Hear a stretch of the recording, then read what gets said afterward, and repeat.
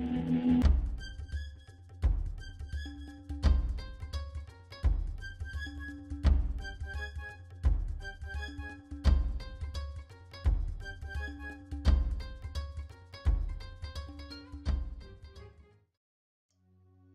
everyone, this is Peter, and this week I'll be talking about how to paint a lava texture. So as always, create a square file, 2048 by 2048, 300 pixels per inch, and you're going to fill the background with yellow and begin painting these large swirling patterns. So there's going to be two parts to this lava. There's the cooled lava, which is already somewhat cooled down, and then the molten lava, which is this part we're tackling right now. So you're going to keep painting like these with a large brush here, and then once you have a pattern you're satisfied with, use a smaller brush to create ripples that follow the existing curves. And here I'm kind of making like these little squiggle marks, but basically you want to be creating these U shapes that follow those ripples that the curves that you've already drawn, because molten lava is a liquid, so you want to get this very flowing feeling to it. You could take, for example, the rocks from the previous tutorials, or one of the previous weeks we did metal and rocks. You could take either of those and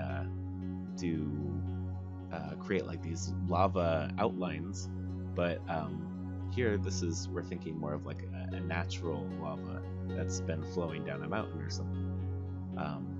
Lava it's very viscous.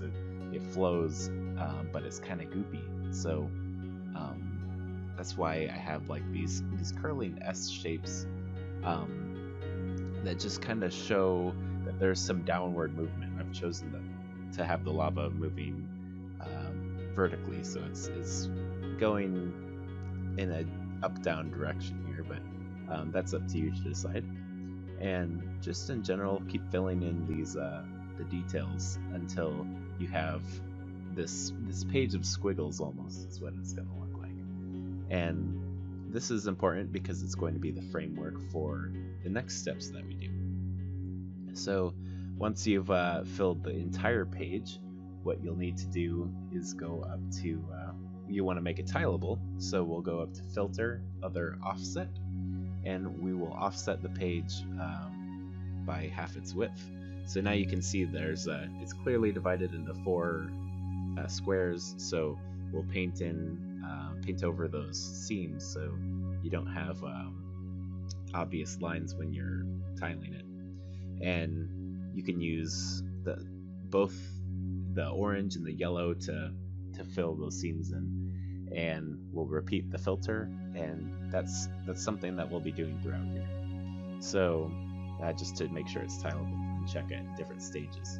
So you'll use a dark orange color to add additional curves on the top here. So basically we're painting the layers as it's cooling, so certain areas that are more exposed to air will be cooled down. I don't know if any of you have had the experience of being able to see lava up close or in person, but there are plenty of reference photos and videos to look at. And basically when it's just molten rock, so liquid rock basically. So when you have when it cools, it'll create this hard rippled rock texture. So we'll be mirroring that here in a second. So right now I want you to zoom in and clean up your painting. So we want to vary the width of the lines. That's one thing my friend Murray shared with me recently. It's we want to create a very interesting look, and right now all our lines are the exact same width because we used a paintbrush. So if we go in here and detail the individual yellow parts here, we can kind of get a sense that this is more natural and more it feels more flowing. And you can take that yellow color that we used before and add flecks of bright yellow throughout your image, because that's where the hot lava underneath will be showing through. It'll be the warmer it is, it'll be closer to white. So the cooler it is, it will be more of this orange, and then eventually we'll introduce some purple here. But basically, I'm looking at this as if it's like it's almost webbed in a way, and just trying to add some distressing, some texture to it. And there's different ways you can look at this. If you wanted to give it more of a stagnant, cracked look, you could make it more geometric. Right now, this is using some very organic shapes, because I'm imagining it's cooling mid-flow. But if it's a stagnant pool of lava, it's bubbling up, maybe it wouldn't be so curvy like this. So you might see some reference pictures online that are actually very these hexagonal shapes, lots of cracks, almost like how we did the rocks. So now I think here is where you can kind of figure, all right, we're gonna add some flecks where the dark orange spots are, and this is up to your judgment how you want your texture to look in the end. But basically, we want everything to look sort of uniform so that nothing sticks out too much when we tile it. But maybe you want your hot spots to be a lot larger. Maybe you want your lava to have a lot more little flecks and dots, because maybe the rock that has been melted here is still in grains. It's very granular. But yeah, that's up to you. Here, I've just kind of made this homogeneous texture, lots of little lines, little detail, and this is one thing actually that it might be an interesting texture to sculpt, because if you used a ZBrush or something, you could actually get that flowing, rippled feeling. And that's one thing to note with these textures. You have to pay very careful attention to your lighting. And speaking of lava, actually, lava, it's on fire. It's very emissive. So this lava is letting out light, and it's going to be, that's why we're using these bright yellow and oranges. And we'll have to deal with the emissiveness later, because most of the things like rocks and metal, they don't let off their own light. That's what I mean by emissive. They let off light. So we're going to have to tackle that here in a little bit. But you want to also keep noting that you have those seams through the middle. So anything that you can do to fix or to cover those seams, like crossing lines over the seams and adding little yellow flecks there, that's going to help a lot in making it feel seamless. And just keep in mind that each time you offset it, it's the edges are going to be the edges of the square right now are going to be in the middle. So any details you add to the edges will be could be problematic and things that you need to fix. So there, I just offset it again, and I'm kind of looking at those details and trying to get in there and fix them. But from here, I'm thinking, all right, I want this to be the underlayer, but then this in general, see how these reference pictures, there's that black or purpley cooled lava. So if I just color pick from those, I can actually get the colors I'm looking for, and it looks like they're more of a bluish purple. So I think that's a good color scheme that will go well with orange and yellow. So what we're going to do is duplicate the lava layer, and we're going to turn it dark purple. So go up to hue and saturation, and in this case it'll be knocking it down to the left until it's this very purple color, and you want to pull most of the saturation out of it. But so it's not super purple, it's not very vibrant, but you might notice it washes out the details you've painted, so you need to up the contrast and the brightness. And then you might notice, okay, it's a little bit too vibrant, so we'll knock down the vibrance with that slider. And then just kind of find something you're happy with that gives off this feeling of this almost obsidian vibe. Now, this is the fun part. So you create a clipping mask, and with black, we're going to paint these magma lines going through it.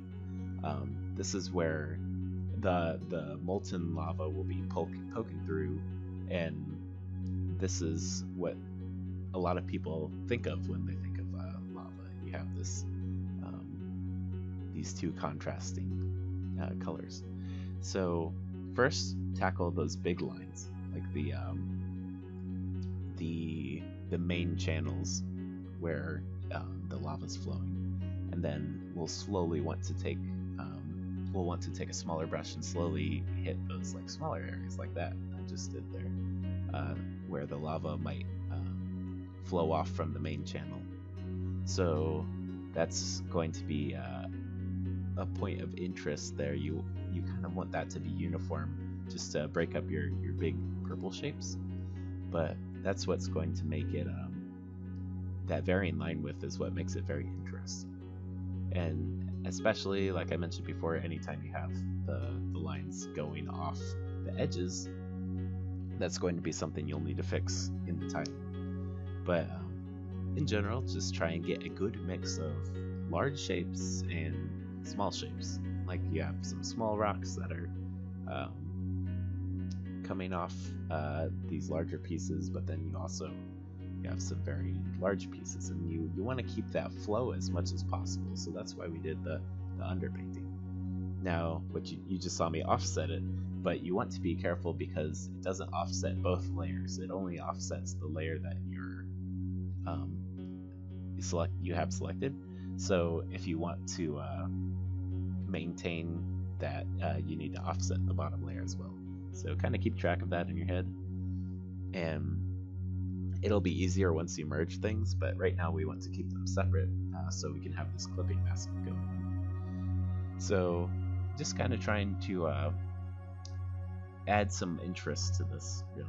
And you don't want just like, if you make one little small section, you don't want to make it the only small part. So what I mean by that is, if like, it'll stand out if you go to tile it. So but anyways, we'll go and paint the highlights on the cooled lava, because you still have a light source besides the emissive lava. So I chose to have the light source coming from the upper left hand corner, and so all my highlights are going to be on the upper left hand side of the cooled lava. Now from here, there should be a lot of similarities to the other tutorials, and you'll notice I'm just painting the highlights on the edge facing the light source, and then I'll be painting the shadows on the opposite edge. So I use the burn tool, which in the icons it looks like a little clenched fist underneath the paint bucket tool. So I use that to, and it makes everything that I paint over with it darker. So that way you don't lose your detail. And I have it set to the range is midtones, and I don't want my exposure to be too intense, so I just have it set to 15%. So once I've done that, I'm going to add the emissive glow from the lava, since the lava itself is giving off light. So I select the rocks using the clipping mask, and then what I'm just doing is filling that with a yellow color, and I'm playing around with the different layer settings. So I have eventually found it that color dodge is the most helpful in this case, and it gives a kind of glowing feeling. But you could also play around with things like overlay, screen, and then lastly you just want to use the dodge tool on the lava texture to make it feel extra glowy. So anywhere where you have the yellow poking through, you really want to use the dodge tool on that to make it feel a little bit more emissive. So here I am just fixing the seams, and you might notice I've merged all the layers together. So I've duplicated them and then merged them into one so that I could offset it. And then once I have everything fixed here, I just go to Edit Define Pattern and make sure it tiles well. So then you'll see layer, create new fill layer, and then pattern, and there we go. So let me know what you thought of the tutorial in the comments below, and I'll see you next week. Thanks for watching.